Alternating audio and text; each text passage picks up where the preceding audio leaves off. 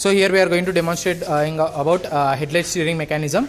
So the main components of our project are rack and pinion set, which is acting as an main component, which is going to push the and pull the headlights by using the steering. So when you rotate the steering clockwise and anti-clockwise direction, the headlight starts to tilt left and right according to the direction of the steering wheel.